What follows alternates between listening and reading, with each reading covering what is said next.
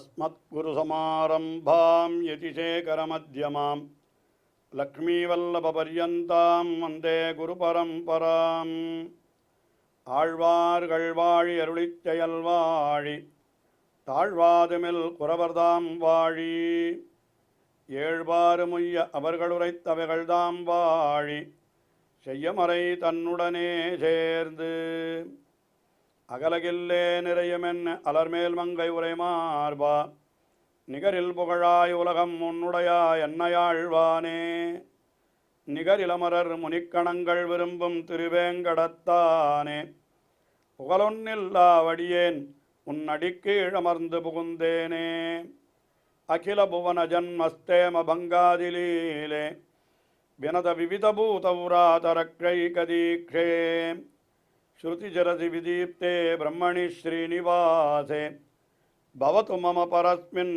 ஷேமுழி பக்திரூபா श्रीमान वेंकटनाथार्य कवितार्किककेसरी वेदांताचार्यवर्यो मे सन्निधत्तां सदा हृदि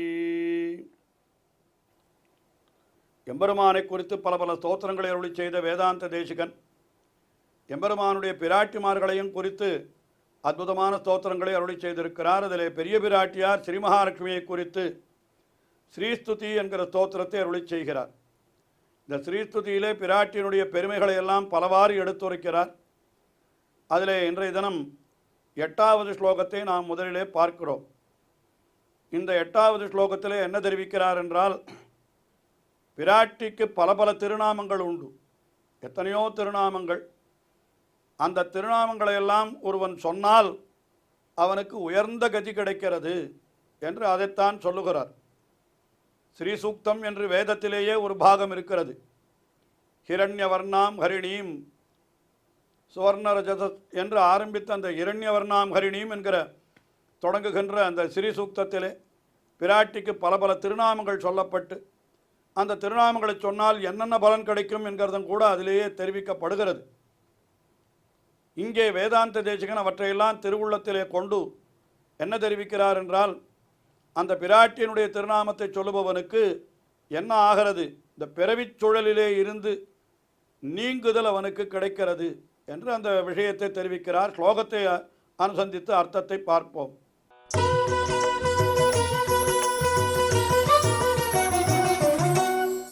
அஸ்யேஷானாத்வமசி ஜகதः சம்ஸ்ரயந்தி முகுந்தம் லக்ஷ்மீ பத்மா ஜலஜிதனயா விஷ்ணுபத்னீரிந்திரேதி என்னாமானி ஸ்ருதி பரிபணான்யவம் ஆவர்த்தயந்தः நாவர்த்தந்தே துரிதபவன பிரேரிதே ஜன்மசக்ரே.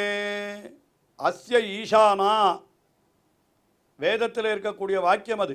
அப்படியே துவமசி அஸ்ய ஈசானா துவமசி ஜகதா அஸ்யேஷானா ஜகதோ விஷ்ணுபத்னி என்று வேதம் சொல்லுகிறது. அந்த வேதம் சொல்லக்கூடிய அதே சொற்களையே இங்கே எடுத்து ஸ்லோகத்தை அமைக்கிறார். அஸ்ய ஈசானா துவமசி ஜகதா. ஜகதா இந்த உலகுக்கெல்லாம் துவம் ஈசானா நீதான் ஈஸ்வரியாய் இருக்கிறாய் என்று, அதுவும் ஈஸ்வரியும் சர்வபூதானாம் என்று சிறிசூக்தத்திலேயும் சொல்லப்பட்டிருக்கிறது. அதற்கும் 2 விதமான விளக்கங்கள் சொல்லுகிறது. இவளே ஈஸ்வரி என்றால் இவளுக்கே எல்லாம் உண்டுன்னு அப்படியே அர்த்தம் சொல்லலாம்.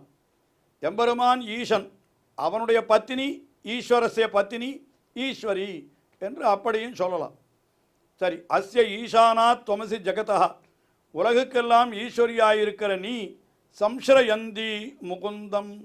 முகுந்தம் சம்ஸ்ரயந்தி, முகுந்தனான எம்பெருமான். முகுந்தன் என்னால் மோட்சத்தை தருபவன் என்பதுதான் முகுந்தன் என்கிற சொல்லுக்கு பொருள்.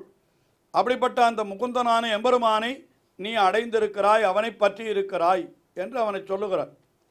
அதுக்கு மேலே பிராட்டிக்கு உண்டான திருநாமங்கள் லக்ஷ்மீஹி பத்மாஹ ஜலதிதனயாஹ விஷ்ணுபத்னிஹி இந்திராஹ என்று இத்தனை திருநாமங்கள் அவளுக்கு சொல்லப்படுகிறது. லக்ஷ்மி என்னால் நான் லக்ஷ்மா அடையாளம், செல்வத்திற்கே இவள்தான் அடையாளமாக இருக்கிறவள். பத்மா என்னால் தாமரையிலே வீற்றிருப்பவள், தாமரையிலே தோன்றினவள். ஜலதிதனயாக, ஜலதிதனயா என்னால் ஜலதி என்னால் கடல். அப்போ கடலரசனுக்கு பெண்ணாய் பிறந்தவள். எம்பெருமான் திருப்பார்கடலை கடைந்தான் அல்லவா அமுதத்தை பெறுவதற்காக. அப்பொழுது அங்கே இருந்து உதித்தவள் பிராட்டி என்கிறபடியினாலே அவளுக்கு ஜலதி தனயா, எல்லாவற்றையும் விட விஷ்ணு பத்னி, அது வேதமே சொல்லுகிறது. விஷ்ணு அஸ்யேஷானா ஜகதோ விஷ்ணு பத்னி, விஷ்ணு பத்னி என்று அவளுக்கு விஷ்ணுவான எம்பெருமானுடைய பத்னியாக இருக்கிறாள். அதற்கு மேலே இந்திரா, இந்திரா என்பது அவளுக்கு இன்னொரு பெயர். இது பரமைஸ்வர்யே என்று எல்லா ஐஸ்வர்யங்களுக்கும் தலைவியாக இருக்கிறபடியினாலே என்று கூட அர்த்தம் சொல்லலாம். இப்படிப்பட்ட நாமங்கள் என் நாமானி ஸ்ருதி பரிபணான் ஏவா, என் நாமானி, இந்த நாமங்களெல்லாம் எப்படிப்பட்டவை என்று பார்த்தால் இவைகளெல்லாம் ஸ்ருதி பரிபணானி, இதெல்லாம் வேதங்களுக்கு மூலதனமாய் இருக்கிறது, வேதங்களுக்கு இவை முக்கியமான ஆதாரமாய் இருக்கிறது. இப்படிப்பட்ட திருநாமங்கள், இந்த திருநாமங்களை ஆவர்த்தயந்தகா, ரொம்ப அழகான சொற்பிரயோகம் இந்த இடத்துல, ஆவர்த்தயந்தகா நாவர்த்தந்தே, யார் இதை திருப்பி திருப்பி சொல்லுகிறார்களோ, ஆவர்த்தனம் என்னால் என்ன, மறுபடியும் மறுபடியும் சொல்லுதலத்தை, பிராட்டினுடைய திருநாமத்தை எப்பொழுதும் ஜபித்து கொண்டிருத்தல். யார் ஆவர்த்தயந்தகா, யார் இதை எப்பொழுதும் சொல்லிக் கொண்டிருக்கிறார்களோ, மறுபடியும் திருப்பி திருப்பி சொல்லிக் கொண்டிருக்கிறார்களோ, அவர்களுக்கு என்ன கிடைக்கும் என்று கேட்டால் நாவர்த்தந்தே, மறுபடியும் மறுபடியும் இந்த உலகத்திற்கு வர வேண்டிய நிலை கிடையாது. இதை மறுபடியும் மறுபடியும் சொல்லுகிறவர்களுக்கு மறுபடியும் மறுபடியும் சொல்ல வேண்டிய அவசியமே ஏற்படாது, திரும்பி வர வேண்டிய அவசியமே ஏற்படாது. எங்கேன்னு கேட்டால் நாவர்த்தந்தே துரித பவன பிரேரித்தே ஜன்ம சக்கரே, ஜன்ம சக்கரம், ஜன்ம சக்கரம் என்னால் இந்த உலக பிறவி என்கிறது ஒரு பெரிய சுழல் போல, அது சக்கரம் சுற்றி கொண்டே இருக்கிறது அல்லவா. இதற்கு ஆரம்பம் எங்கே முடிவு எங்கேன்னு கேட்டால், ஒரு சக்கரம் சுற்றுக்கிற பொழுது இதுக்கு ஆரம்பம் முடிவுன்னு கிடையாது, அப்படியே சுற்றிகிட்டே இருக்காது.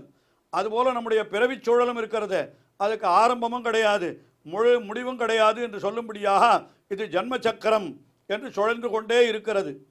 ஆனால் அது எப்படிப்பட்டதுன்னா, அது துரித பவன பிரேரித்தே, நம்முடைய பாபங்களாலே அது என்ன ஆகிறதுன்னு கேட்டால் அது சுழற்றப்பட்டு கொண்டிருக்கிறது. மேலே மேலே பாபங்களை பண்ணுகிறோம், அந்த பாபங்களை அனுபவிப்பதற்காக வந்து பிறக்கிறோம், பிறக்கிற இடத்துல மறுபடியும் பாபங்களை பண்ணுகிறோம், மறுபடியும் பிறக்கிறோம் என்று இப்படி பாபங்களாலே பிரேரிக்கப்பட்டு துரித பவன பிரேரித்தே ஜன்ம சக்கரே, அப்படிப்பட்ட ஜன்ம சக்கரத்திலே இவர்களுக்கு என்ன பலன் கிடைக்கும், நாவர்த்தந்தே, மறுபடியும் மறுபடியும் அதிலே போய் மாட்டிக்கொள்ள வேண்டிய அவசியமில்லை. பிராட்டியினுடைய திருநாமத்தை தொடர்ந்து சொன்னால் இவனுக்கு தொடர்ந்து ஏற்படுகிற பிறவி என்கிறது அருந்துவிடும் என்று இப்படியாக பிராட்டியினுடைய அந்த திருநாமத்திற்கு உண்டான வைபவம் அதை இந்த ஸ்லோகத்திலே தெரிவிக்கிறார்.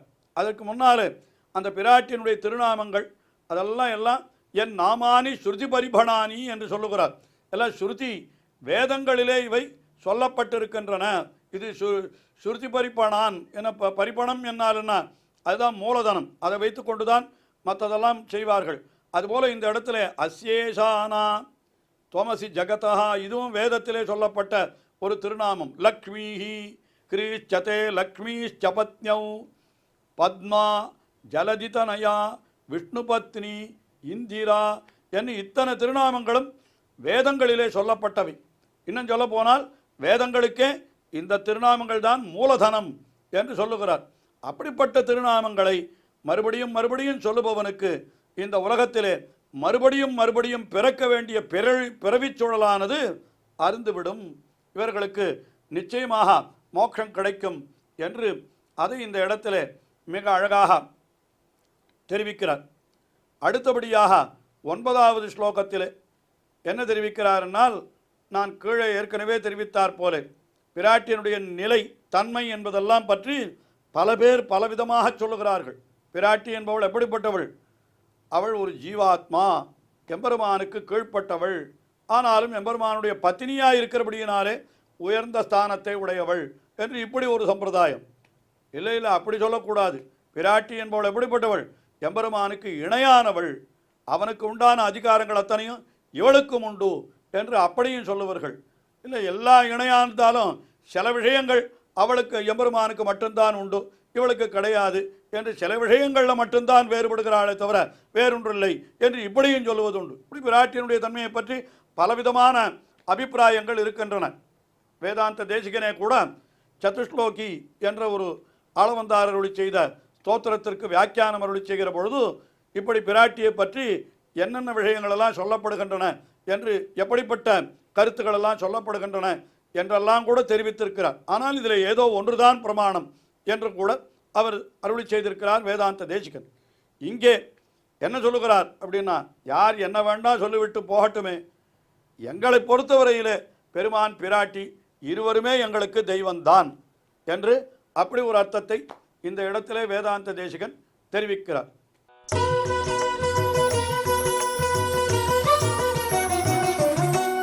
त्वामेवाहुः कतिचिदपरे त्वत्प्रियं लोकनाथं किं तैरन्तः कलहमलिनैः किञ्चिदुत्तीर्यमग्नैः त्वत्सम्प्रीत्यै विहरति हरौ सम्मुखीनां श्रुतीनां भावारूढौ भगवति युवां दम्पती दैवतं नः. சில பேர் என்ன சொல்லுகிறார்கள், துவாமேவ ஆகுஹு, பிராட்டியே நீயே உலகுக்கெல்லாம் தலைவி பரம்பொருள் என்றே சில பேர் சொல்லுகிறார்கள் என்று சொல்லுகிறார். துவாமேவ ஆகுஹு கதிச்சித் அபரே, வேறு சில பேர் என்ன சொல்லுகிறார்கள், இல்லை இல்லை பிராட்டி அப்படி சொல்லக்கூடாது, துவத்பிரியம் லோகநாதம், இல்லைன்னா பகவான் தான் தலைவனே தவிர இவர் பிராட்டியை போ உலகுக்கெல்லாம் தலைவி என்று சொல்லிவிடலாமா, எவருமான காட்டிலும் அவர் மேம்பட்டவளாக ஆகிவிடுவாளே என்று, அல்லது உலகுக்கு 2 தலைவர்கள் என்று ஆகிவிடுமே என்றெல்லாம் சொல்லுகிறார்கள். ஆனால் இவர் என்ன சொல்லுகிறார், இப்படியெல்லாம் சொல்லுகிறவர்களெல்லாம் என்னன்னா ஏதோ தாங்கள் நிறைய தெரிந்து கொண்டிருப்பதாக நினைத்து ஒரு பெரிய விசாரத்தில் இறங்கி கடைசியில் முழுகித்தான் போகிறார்கள் என்கிறதை சொல்லுகிறார். கிம் தைஹி அந்த கலக மலினைஹி கிஞ்சித் உத்தீர்யமக்னைஹி, கிம் தைஹி அவர்களால் என்ன பிரயோஜனம், அந்த கலக மலினைஹி இப்படி உள் புகுந்து சில விஷயங்களை விசாரம் செய்து அதிலேயே முழுகி போகிறபடியினாலே என்ன அவர்களென்ன, கிஞ்சித் உத்தீர்யமக்னைஹி, அதாவது ஜலத்திலே முழுகிறவன் கூட ஒரே வழியாக முழுகி போய்விட மாட்டானான். அப்படியே என்ன பண்ணுவான், முதல்ல கொஞ்சம் அப்படி மேலே எழும்புவான், மறுபடியும் உள்ளே போவான், மேலே வருவான் உள்ளே போவான். அதுபோல் இவர்களும் கூட சற்று மேலே வருகிறார்கள் உள்ளே போகிறார்கள், கடைசியில் அழிந்தே போகிறார்கள் அப்படின்னு சொன்னார். அதெல்லாம் எங்களுக்கு வேண்டாம் என்பது போல தெரிவிக்கிறார் இந்த ஸ்லோகத்தில். பின்ன நாம் எப்படி கொண்டிருக்கிறோம் என்று கேட்டால் சொல்லுகிறார் பாருங்கள், துவத்சம் பிரீத்தியை விஹரதி ஹரவு, இந்த உலகத்தை எல்லாம் படைத்தல் காத்தல் அழித்தல் என்கிறதையெல்லாம் அரவு விஹரதி எம்பெருமான் தான் செய்கிறான், இம்பெருமின் விளையாட்டுடையான் என்று அவனை சொல்லுகிறார். ஆனால் தொத் சம்பிரீத்தியை அத்தனை செயல்களையும் எம்பெருமான் எதற்காக செய்கிறான் என்னால், பிராட்டியே உன்னுடைய மகிழ்ச்சிக்காக அவன் செய்கிறான். இதை 2 சம்பிரதாயத்தைச் சேர்ந்தவர்களும் ஒப்புக்கொள்ளக்கூடிய விஷயம்தான் இது.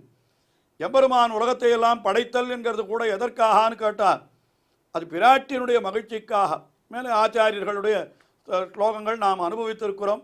யத் புரூபங்கா பிரமாணம் திரச்சர ரச்சனா தாரதம்யே முராரேஹே என்று ஈசேஷிதவ்ய நிம்னோன்னதம் இதஞ்சகத்து என்று எல்லாம் கூட எதனாலேன்னு கேட்டால் பிராட்டியினுடைய புருவ நெறிப்பை சென்று என்னெல்லாம் சொல்லுகிறபடியினாலே பிராட்டியினுடைய மகிழ்ச்சிக்காகத்தான் எம்பெருமான் எல்லா செயல்களையும் செய்கிறான் என்று அத்தை சொல்லுகிறார் இந்த இடத்துல.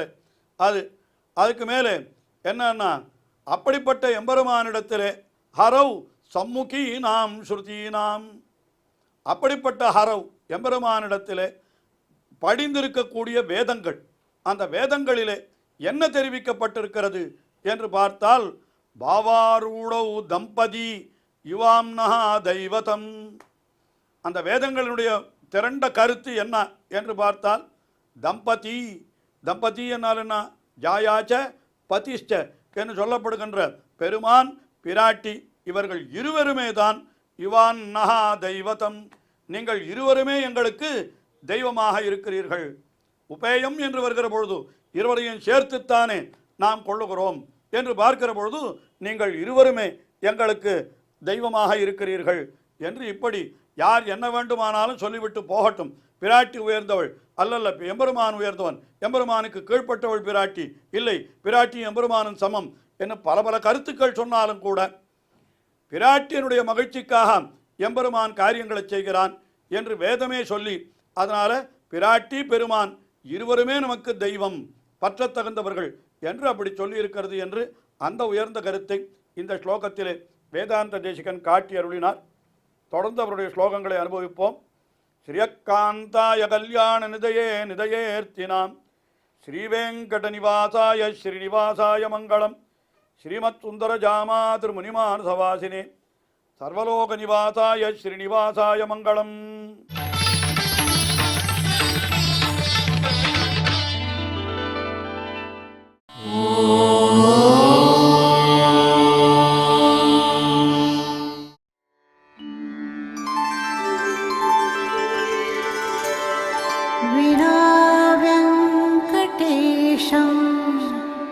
ननाथो ननाथः सदा वेङ्कटेशं स्मरामि स्मरामि.